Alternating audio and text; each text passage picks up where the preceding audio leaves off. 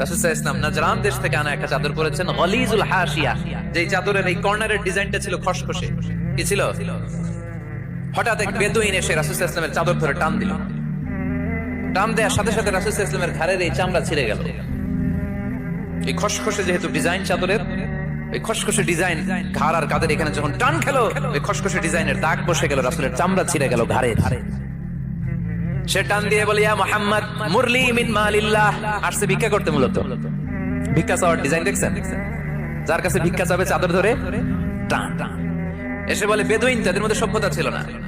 ইয়া মুহাম্মদ, ও মুহাম্মদ মুরলি মিন মালিল্লাহ, ও মুহাম্মদ আমার খাওয়ার মতো টাকা নাই, তুমি আদেশ করো বাইতুল মাল থেকে যেন আমারে কিছু টাকা দেয়। আসছে ভিক্ষা করতে।